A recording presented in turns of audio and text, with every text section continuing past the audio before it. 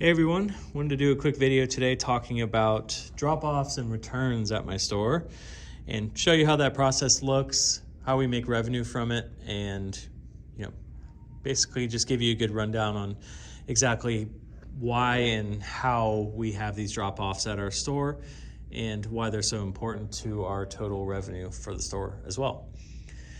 So pretty simple, but I'll explain it for anyone who's kind of new to learning about pack and ships, so on and so forth. Drop-offs are essentially when someone brings in an item that already has a label on it. But I have a couple examples here from people who just recently came to my store in the last few minutes, and I thought it'd be a good time to kind of compare and show you the difference on how both of those processes work. So for this one, we're gonna start with the easy one, or easy two. So these are, I just call them drop-offs essentially. This example, it's actually Nespresso. They will send their customers bags, poly bags with the label already attached to it. Makes it pretty easy, and their customers can recycle all their pods and send them back to Nespresso for them to manufacture new pods out of the old ones. So pretty cool program. We get a ton of these in here every day, but you could see the label here was UPS, so I can't share exactly how much we make off of UPS, FedEx, USPS labels. They're all different circumstances, but I can say that it's between 50 cents and $1.25 per label that we collect for them. So take that as you will. It's somewhere in between there for each carrier. It depends on the carrier and the shipment type, whether it be express, next day air, so on and so forth. It's different for each type, but we do get a commission just for collecting those labels for them and consolidating them into one place, as opposed to them having to drive all over town to collect all these. So that's how that works. Those are pretty simple. Customer brings those in, they're already labeled. They put them on the counter, I scan them in and throw them in the back waiting for UPS to pick them up. So we can, with Postalmate, we can print them out a receipt that shows the tracking numbers and the exact time they drop them off. Pretty neat. We also can attach coupons for them on there to be able to, ship something for 10% off next time they come in. Stuff like that. People need to drop things off, all the time. You'll hear the ratio 3-to-1 a lot if you watch more videos. There's typically 3 drop-offs with labels to every 1 package that you actually sell them the label for. So again, between 50 cents and $1.25. A lot of stores are doing hundreds of these returns a day, so you can see how that would add up pretty quickly over the course of a year or a month for your overall revenue for your store. This situation here, these white bags are a little bit different. These customers were returning clothing items that they purchased online, and they wanted to return them to the company they purchased them from.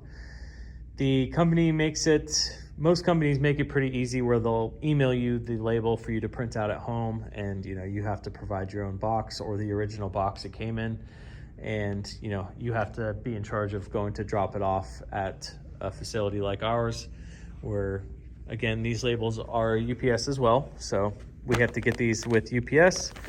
And so they came here. I have a UPS sign in my windows, and just makes things simple for them.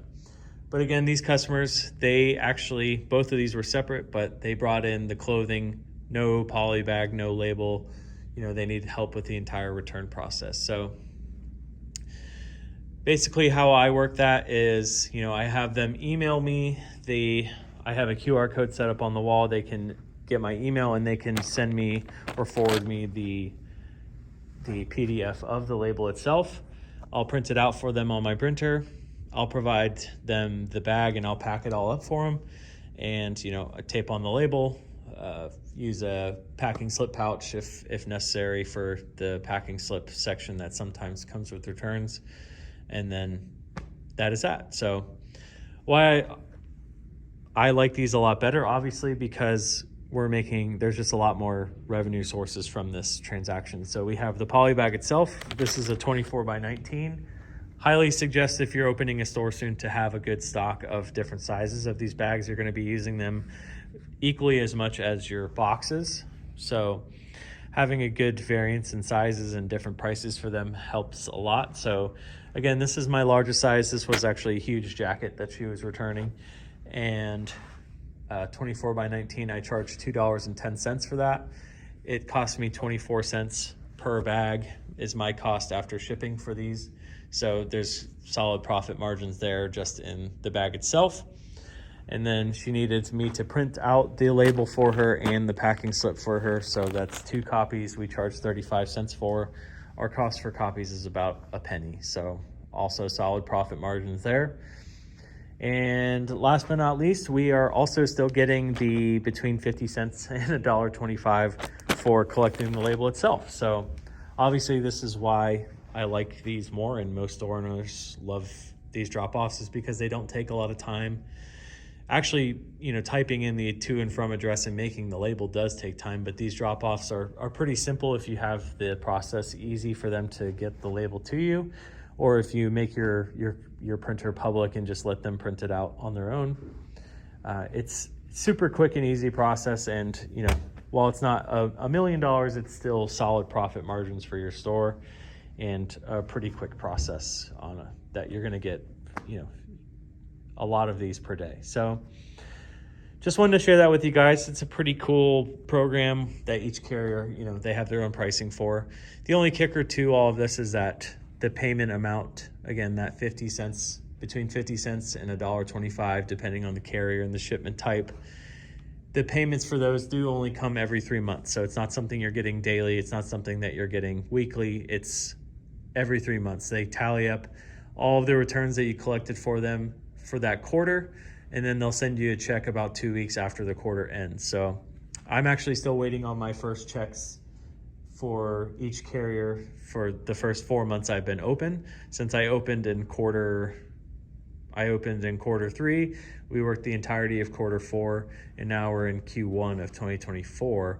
I still am waiting on my checks from the little bit of quarter 3 that I was a part of. They said they were just going to merge it into the 4th quarter of 2023. And now just waiting on that check. And I don't have those into my figures in the ebook. If you guys are curious, when you're looking at my store's revenue in the ebook, those aren't in there because I don't know what they are. I can guess what they'll be, but I wanted to actually get the hard figures and also audit each carrier when they send me the check to make sure that the math adds up, essentially. So I'm still waiting on those checks, and as soon as I know and do the math on them and do a quick audit of the numbers that they send me, I'll be sure to add those figures into the ebook so you guys can see, basically the first 3 months, how much you can expect from drop-offs alone. So that's about it. Just wanted to share that with you guys. I get a lot of questions on how that process works and, everything revolved in returns. It does play a big part in your store's revenue. So, doing everything you can to accept those returns helps your customers out a lot. There are a lot of stores that charge people just for returning things, even though they're getting the payments from the carriers.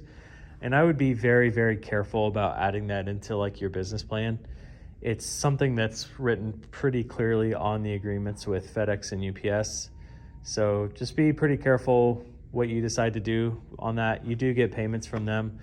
I'm sure there's going to be issues with, them paying you not enough for your payouts, and you have to get back with the carrier and, audit them and stuff like that. But just wanted to share that with you guys. Let me know if you have any questions or if you have any recommendations for future videos. Thank you. Have a good one.